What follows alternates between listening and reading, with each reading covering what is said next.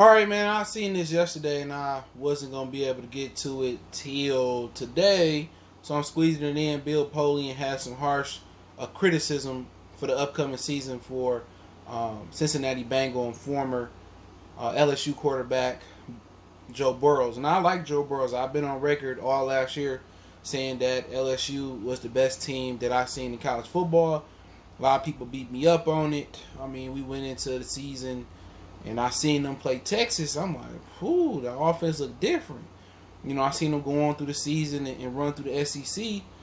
And I say, man, the SEC built different. And, you know, he was different. You know what I'm saying? And, you know, going into the playoffs, they waxed Oklahoma. And I told people they was going to wax Clemson. And it was a tough game, but eventually they pulled away. But hearing what the Honey Badger had to say, I thought it was like really, really bad and it was ignorant. But this time, I see where Bill Polian coming from. And it's not a black quarterback he's talking about. It's a white one. So let's talk about it. Hit that subscribe button, bell icon button, share the video. I love the way Joe Burrows play the game. You know, love the accuracy, love the mobility, love the accuracy on the run. But what he's saying is fucking valid, all right? You would think he said, oh, you know, he's just a white kid from Ohio and we never had a good kid from that city he's from in Ohio. You know, he just needs to go back to the arena football. No, what he said was, without mini camps, without rookie camps, without OTAs, he far behind. And he quoted Bill Parcells, the only way to get good at football is to play football, and he hasn't had the reps. And now you're going to minimize his reps. Now they will extend training camp.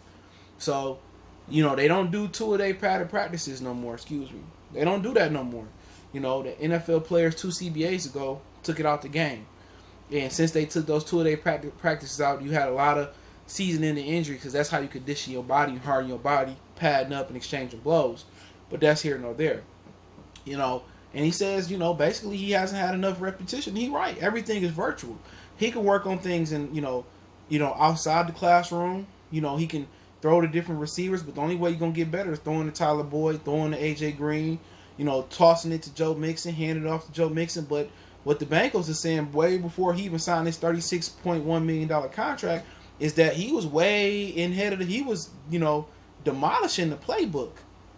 You know, they said he was far behind, you know, far ahead of where he was supposed to be. So he's a coach's son. So, you know, his father gave up his coaching job to watch him play his senior year. And he gave his father the best gift a son can give his father, national championship, a Heisman, and seemed to be a clean-cut kid. So Bill Polian got some valid points. So you go into the worst football team record-wise in football, but it's not that bad. They got talent over there. They got some defensive guys over there. They got A.J. Green coming back, whatever left of him. Tyler Boyd. I think they still got Tyler Eifert. They got one of the better backs in football. Nobody talk about Joe Mixon.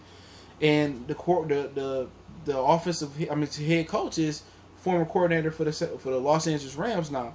But Bill Polian do got a point. When you miss OTAs, you miss training camp, you miss that in classroom studying, even though they did it virtually, you miss those reps to other rookies, reps to other vets. When you miss those reps, it's hard to really, you know, simulate that. But they will have an opportunity. They're going to have a longer training camp period. They're going to have a conditioning period. Now they're starting to come to in the building and work on their game. So, you know, if he do struggle this year, that means he got the excuse. You know, and if he got an excuse because why he's struggling, you know, that he missed OTAs and people try to write him off, it is what it is. Peyton Manning played football. He threw 28 picks his rookie season. You know, it happens. It's all about how mentally resilient you are. And you got to have a quick memory. You got to forget the great touchdown pass you just threw or the bad pick you just threw and move on to the next play. And Joe Burrow's got poise. He came from a pro-style system at LSU. He been resilient, bounced around. Ohio State, you know, he tried to go to Nebraska. They said no, end up at LSU. You know, had a okay, you know, first year at LSU, but then second year they rebuilt the offense. He took off. So resilient is, you know, Joe Burrows. But is it 100% thing he gonna succeed and be the real thing? Nobody knows. You know, you know what I'm saying? Nobody truly knows. But could this be an issue with him not having those reps to those vets? Yeah. Can he speed up those reps by knowing the playbook and really living in his playbook and staying in shape? Yeah. When they get there, he can gauge A.J. Green's speed. He can gauge, you know, Tyler Boyd's speed and everybody else they got over there, John Ross. And I think, you know, in my opinion, if he able to catch up to speed to the playbook and the players and able to form that rapport with receiver connections, with audibles, with, you know what I'm saying, what I'm looking for in this option route and all that, I think he's going to be just fine. He'll have a regular rookie season. But I think it's a lot of talent in Cincinnati. It's just that Marvin Jones not there no more. Excuse me, Marvin Williams there not there no more. Marvin Jones not there neither. He in Detroit now. But Marvin Williams, you know, a lot of people gave him heat because he couldn't get over the hump in Cincinnati as a head coach. But it's really more about the owner. Mike Brown is very, very frugal and cheap, and he's been running that franchise into the ground. But Marvin Williams is the one that kept it together. You know what I'm saying? So, or I'm probably saying his name around the old coach. But yeah, man, you know, I don't think Bill Polian was just being racist about Lamar Jackson now. I think, you know, you could say it's a racist mindset or whatever you want to say, and I apologize to him right now. I don't think he a racist, bro. At least based on this. I don't know him in everyday life. I don't know if Colts players or old Bill players have something bad to say about Bill Polian. I really think this is Bill Polian's opinion on players. And people get mad at it. You got to remember, Bill Polian came up. He was a GM, I believe, with the Bills team that with the 4 straight Super Bowls. So what you got to understand is you got some coaches that can evolve with the times in football. Eventually, it'll all catch up to them. Call up to Tom Landry, Vince Lombardi. They call it to all of them. Some guys live in the past, and they never evolve their evaluations on how they look at certain positions. And I just think Bill Polian is a guy that live in the past. You know, he see a guy like Lamar Athlete, or he athletic, he this, that, and the third. He should be a receiver. And he not going to make it in a pro-style offense. Lamar's not running a pro-style offense. Lamar's running a pro-Lamar offense. Same thing with pro-RG3, pro-Cam Newton for the most part. Until Norv came in, Norv Turner.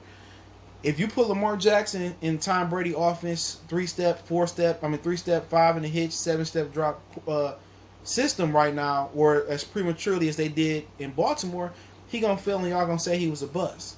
But you put him in a system that fits what he does. Even Tim Tebow, they put him in a system that fit what Tim Tebow did. He was able to succeed. You know what I'm saying? And that's just the God honest truth. I think Bill Polian was looking at Lamar Jackson as your classic drop back quarterback, sit in the pocket, make decisions and stuff of that nature. So, you know, he had a lot of bad evaluations, and now he's showing it again. Well, I think Joe Burrow's not going to be that good because he didn't have training camp. And that's a valid,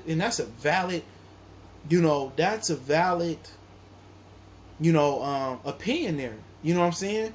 That's a valid opinion that if you don't have all these reps in camp, in mini camp, and you just taking reps on virtual OTAs, you know, he kind of giving him a built-in excuse on why he can't be good. You take Lamar Jackson, you put him in a pro-style offense in New England, a pro-style offense in Cincinnati, or the Los Angeles Chargers or Rams, he not going to succeed. But if you able to cater that offense to him early on, he will succeed. You know what I'm saying? And that's all he's saying. If you put Lamar in the regular offense, drop back, he was going to struggle. You know what I'm saying?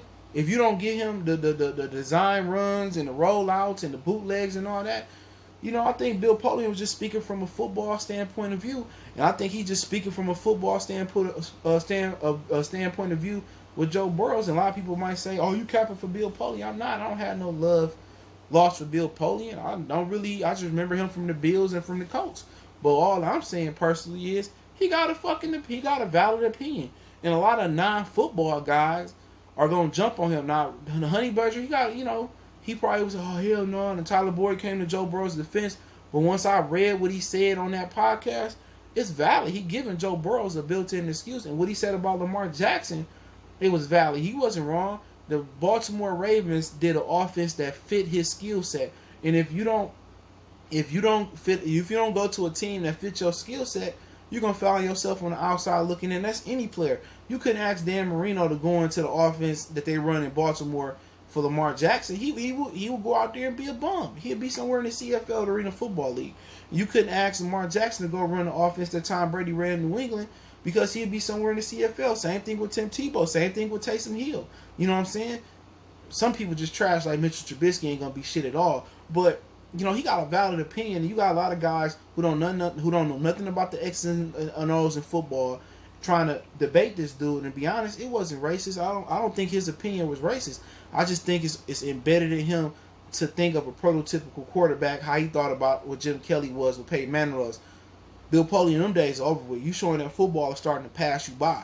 This is the new era of a quarterback where damn near your quarterback got to be mobile. We got white quarterbacks that's mobile too now. Ryan Tannehill, Joe Burrows. We got a Hawaiian quarterbacks that's mobile, and Mariota and Tua Tagovailoa. You know what I'm saying? I mean, just walk with me here. Just walk with me here. Let's go through the starting quarterbacks in the National Football League. Who's mobile? Aaron Rodgers in the NFC North is mobile. Matthew Stafford has some mobility. I'm a Lion fan. Check my Lion channel out. Want to see sports talk. Trubisky, let's say he started over Nick Foles per se. He mobile. Kirk Cousins not mobile.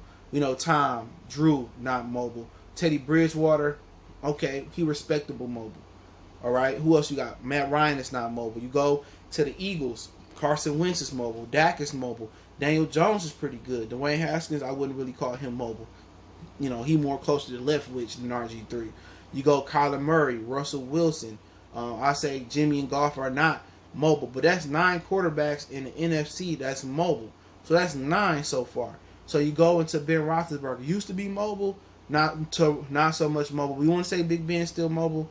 Okay, let's say he in his heyday, he come back good, he's still mobile. It's 10. Crafty. You know what I'm saying? You go Lamar, that's 11. You go Baker, that's 12.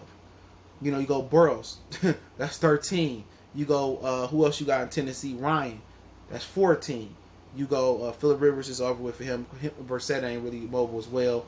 Watson, that's 15. Go to Josh Allen, that's 16. Let's say Tua eventually start, that's 17. Sam Darnold, no. Stidham, let's say Cam, 18, excuse me. You go down to Patrick, 19. You go down to Carr, no, but if Mariota start, I'll just say Carr start. Drew Lock is pretty mobile. That's 20 quarterbacks. Tyrod Taylor might start, or Herbert might start. That's 21 quarterbacks. Did I miss anybody? Chargers, Denver, Raiders, Kansas City. So we got 21 out of the 32 quarterbacks in the National Football League that are mobile or have some type of mobile type of attributes. You know what I'm saying? And then also, there's some quarterbacks that can change that. Because, not Trubisky, but there was another guy I wanted to bring up that could have started. I can't remember who. Or Mariota could have started. There's a few other guys that really could start out there. So 21 of your 32 quarterbacks are mobile. So Bill Polian need to open his eyes and know that the National Football League is changing. The quarterback position is evolving. It could have evolved a lot sooner had they allowed Negro quarterbacks to come in and start. But then again, they said we weren't smart enough to play quarterbacks. But it's plenty of white quarterbacks that failed time and time again. They just wasn't athletic enough to make it at another position. But hey, let me know what you guys think. I think he got a gripe here, Bill Polian, with the lack of practices and OTAs and mini camps they have. But let me know what you think about Joe Burrows. I think he's the truth. Pulling for him. Not an LSU fan. I'm a University of Michigan fan. If you want to know my University of Michigan thoughts, I got playlists over at Motor City Sports Talk talking about everything Detroit sports and news. Do appreciate you guys. Check out our NFL playlist. Don't forget you can follow us on Facebook, Instagram, Twitter. Reach out if you got business, question, inquiry, response to your video requests. Keep sharing the videos. Appreciate the love, support. Want to make a donation? Cash App CJ Good 313. That's in the description. PayPal link in the description. We'll make that donation. Best way to donate is share the video. Anytime you need to reach out to me, you want to at me on Twitter or you want to DM me, Twitter, Facebook, Instagram, Facebook group, all that information in the description. One time for the one time. We gonna